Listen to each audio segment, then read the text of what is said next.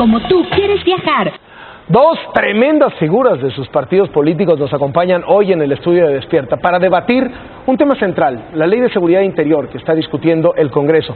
¿Hasta dónde el poder del presidente? ¿Hasta dónde el poder del ejército? El ejército fuera de las calles, las policías están listas. Hoy en el estudio de Despierta, los senadores Mario Delgado de Morena y Roberto Gil del PAN. Muchísimas gracias por estar aquí. Carlos, buen día, muchas gracias. Muy buenos días. Gracias por la invitación. Gracias.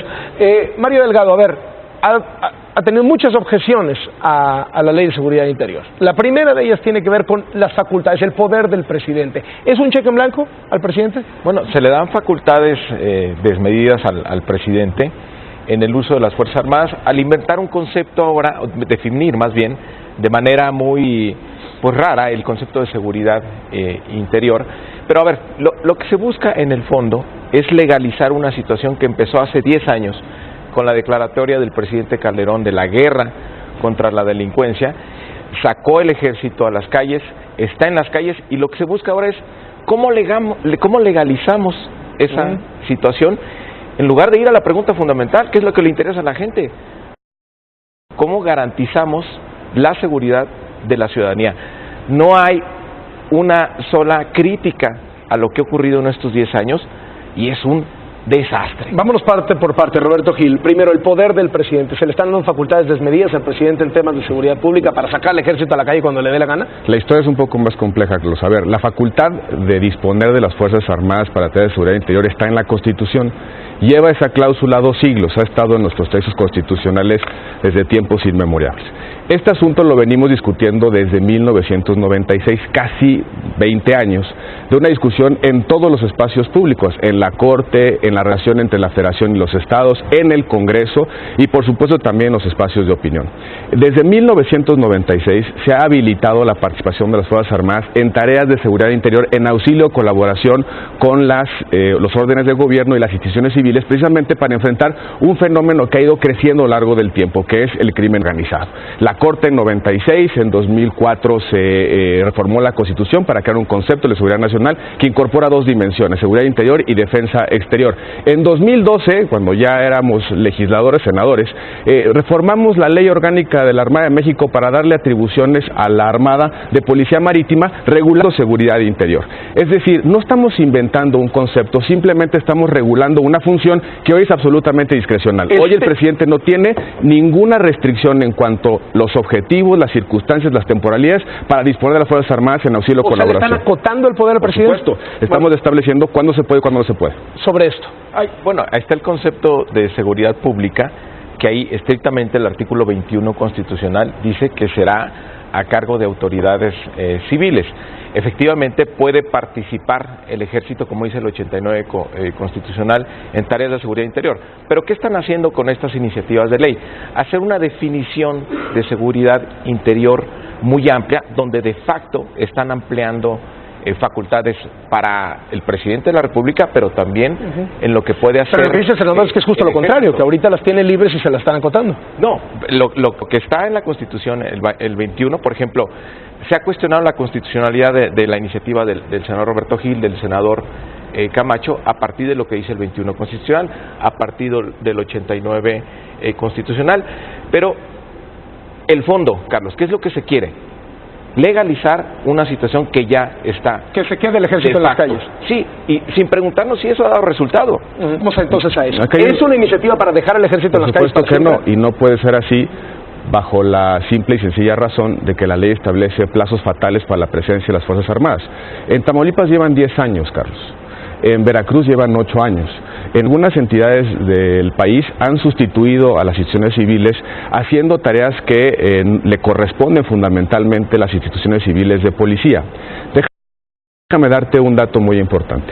Entre 2012 a la fecha se han prácticamente duplicado las bases mixtas de seguridad pública en las cuales participan las Fuerzas Armadas, de 75 a 142. El personal desplegado en esas bases mixtas ha pasado de 1.630 a 3.500 aproximadamente. ¿Qué significa, soldado? ¿Qué significa eso? Que hay una presencia más relevante, mucho más intensa, Fuerzas Armadas en el país. En 2012 estaban aproximadamente en 6 estados de la República, hoy están en 24. Significa que hay un uso intensísimo a las Fuerzas Armadas porque los estados no han hecho su trabajo en la formación de policías. Lo que queremos es romper con ese incentivo perverso. Siempre es más fácil, más barato y más rápido usar las Fuerzas Armadas que formar buenos policías. ¿Y por qué se da ese incentivo? Porque ahí está la capacidad del Estado expresada en las Fuerzas Armadas para pacificar regiones o para perseguir ciertos delitos de gran escala. Hay que recordar que es un tema que es bien importante al senador Delgado. La Ley de Seguridad Nacional establece con claridad que una de las amenazas a la integridad del Estado y sus instituciones es justamente la acción del crimen organizado, de la delincuencia organizada. Es decir, no estamos inventando el hilo negro. Hay ciertos fenómenos delincuenciales que por su importancia y efecto tienen una naturaleza distinta a la seguridad pública. No hay que confundir los conceptos. Una cosa es perseguir el delito común y otra cosa es contener o degradar una amenaza que afecta a la integridad del Estado mexicano. Sí, justamente la Ley de Seguridad Nacional lo que hace es meter como amenaza del Estado en la actividad de la delincuencia organizada. Pero lo que no se ha hecho en 10 años es la formación de policías. Exacto. El ejército entró de manera aparentemente temporal. Como de emergencia. Como de emergencia. Y no hemos tenido... A ver, ¿qué buscaba? Calderón declara la guerra contra el crimen organizado, la guerra contra las drogas. ¿Y qué tenemos como resultados? No hay indicadores que digas lo que estamos haciendo está bien. Tenemos que regularizar lo que hemos venido haciendo en estos 10 años porque ha dado resultados. Ahora, senador, tenemos más violencia. La tasa de homicidios, Carlos, es terrible. En el 2006, cuando empieza todo esto, la tasa de homicidios era de 8 o 9 por cada 100,000 habitantes y ahora está en 24, está al triple. Eso es como la gallina. Mucho más, ese es el argumento de que la presencia de Fuerzas Armadas desató la violencia o fue lo contrario, a lo mejor contuvo la violencia. Déjame decir una cosa, Carlos. Si ves la estadística histórica, 2006% fue el año con menor tasa de homicidios desde los últimos 50, 70 años. Sí, pero si tú comparas, por ejemplo, las cifras de secuestro y extorsión, venían desde 4 años atrás subiendo y incrementándose de manera muy relevante. ¿Y cómo están esas cifras ahora? Que en 2005, hay que recordar que en 2005 hubo una situación generalizada de secuestros en el país. Pero, a ver, esta idea de que la Ley de Seguridad Interior trata de legalizar una estrategia que siguió el presidente Calderón, me parece que es una forma muy simplona de ver el problema. Desde 1999, las Fuerzas Armadas realizan operaciones año con año. Desde ese año, 300,000 operaciones militares en promedio. ¿Cuál es la diferencia con respecto a 2006 en adelante? Que la presencia de Fuerzas Armadas se empezó a rutinizar. ¿Por qué? Por la ausencia de policías. Ahora, 75% de los secuestros en el país, en el 75% de los secuestros participan policías estatales y municipales. Esa es la gran tragedia de nuestro país. No hay policías confiables y en consecuencia se ha tenido que recurrir a las Fuerzas Armadas para hacer la tarea de pacificar a México. Ahora, con esto que se legalice, yo no creo, Roberto, que vaya a ser un incentivo para hacer lo que no se ha hecho en 10 años, que es la formación de policías.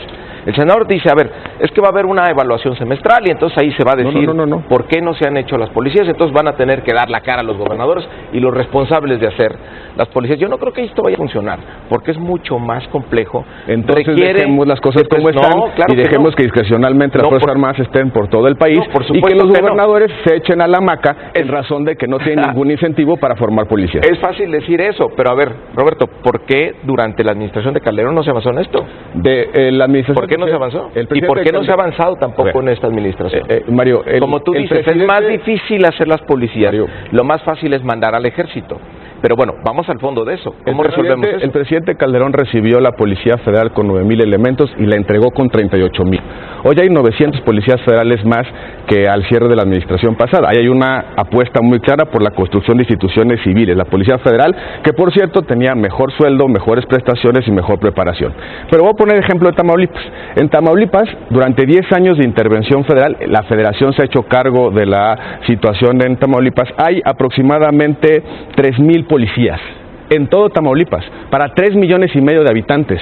¿Hace sentido? Ahí está más claro que nada la razón por la cual tenemos que poner una limitación temporal al auxilio que presta la Federación a una entidad federativa. No debe abusarse de el activo que tiene el Estado mexicano, que son las Fuerzas Armadas, precisamente porque no hay limitaciones temporales, porque no hay metas específicas, porque no hay rendición de cuentas, porque no hay controles, porque nadie sabe dónde están las Fuerzas Armadas. Se ha abusado de ese mecanismo y hoy tenemos prácticamente al ejército haciendo la tarea que le corresponde a los gobernadores. Ahora, la tarea que le corresponde a los gobernadores. Ahora, incluso si se pusieran esos límites, lo que no va a cambiar, Carlos, es la naturaleza del ejército. El ejército es una institución entrenada para la guerra, que temporal, legal o no, la van a poner a hacer tareas de seguridad pública, aunque le llamen seguridad interior, con los riesgos que ello lleva. Hemos visto en los últimos años cómo se han disparado las quejas de violaciones a los derechos humanos. ¿Por qué? Porque ponemos ahí una institución que está entrenada para hacer cierta actividad,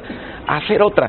Y estas leyes, aunque se aprobaran así como lo está proponiendo el senador Gil, no va a cambiar la naturaleza del ejército, no se va a entrenar de manera distinta, no se le va a preparar de manera distinta mal el ejército para que temporalmente vaya a hacer esta actividad. ¿Lo ha hecho mal el ejército? Yo no digo que lo ha hecho mal, lo que tenemos que ver son los resultados que hemos tenido y por qué se ha utilizado el ejército de la manera como se ha utilizado. Si queremos salvaguardar el respeto que tiene esta institución, también debemos de cuidar a qué se le está mandando. El primero en levantar la voz, decir, oigan, a nosotros no queremos estar aquí, nos mandaron, fue el propio general Cienfuegos. A ver, ahora, una pregunta para los dos.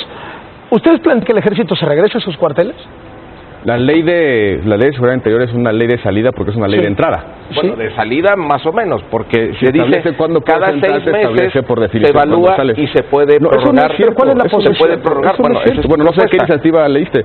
Debería de haber un plan específico. Ahora, porque si preguntan a la gente, ya no por no decir los presidentes municipales, los gobernadores, si le preguntan a los ciudadanos, no quieren que se regrese el ejército. Porque no hay policías. Y entonces, ustedes sí quieren que se regrese. Tiene que haber un plan ordenado para regresar el ejército a los cuarteles. Pero fíjate qué curioso, justamente ese es un buen punto. Estamos discutiendo una ley de seguridad interior. Deberíamos estar discutiendo cómo vamos a formar a las policías. No qué puede hacer o no eso está el ejército. A ver, por supuesto que son distintas políticas que hay que ir discutiendo y construyendo en paralelo. El Senado de la República ya aprobó una reforma constitucional para reformular el Sistema Nacional de Seguridad Pública y crear los incentivos correctos para formar policías.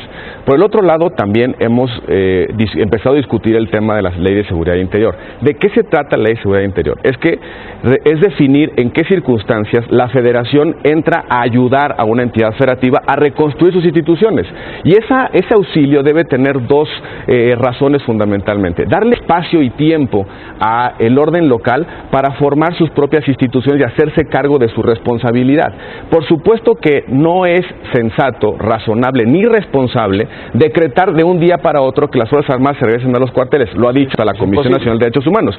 Pero lo que sí tenemos que hacer es decir claramente en qué circunstancias y bajo qué compromisos las entidades federativas van a concurrir a la respuesta de fortalecer sus instituciones. Lo que no están haciendo ahora, simplemente van las Fuerzas Armadas y los gobernadores gastan el dinero en otra cosa. Ese es el problema de fondo. Ahora, yo no sé cómo regularizando esto va a generar un incentivo para que pase lo que no ha pasado en 10 años. Si se te acaba el instrumento, pero tienes que echarle ganas para poder hacerte cargo. Pero vas otra vez y haces la evaluación y decretas nuevamente por otro plazo de 6 meses como se propone, y ahí te la llevas de 6 meses en 6 meses y total que nunca retiras no sé qué el ejército. Leído, Mario, pero creo que hay que ver la temporalidad cómo se hacen ya todas las iniciativas. Es muy clara, debe haber una guillotina temporal para que las instituciones civiles se hagan cargo de una determinada situación. Claro, el tema es no dejar permanentemente abierta la intervención de la Federación, que haya los incentivos correctos para que las entidades federativas en algún momento se hagan cargo de sus responsabilidades.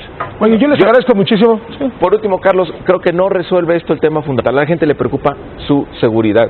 Qué tan legal o no sea el ejército, la presencia del ejército en las calles, la gente no le interesa. La gente quiere ya sentirse segura, no amenazada y que se respeten sus derechos humanos. Yo creo, Carlos, que esa es la ruta que debemos de seguir. Hay que regular la presencia de Fuerzas Armadas, la intervención de la Federación que debe realizarse para atender ciertos fenómenos, ciertas situaciones de crisis. Este país ha enfrentado una situación de violencia sin policías y esa es la razón por la que... Claro en dónde convergen y en dónde... Hay diferencias. Les agradezco muchísimo que hayan venido esta mañana. Gracias a ti, Carlos. Los senadores Roberto Gil y Mario Delgado. Despierta con Deportes, Toño de Valdés.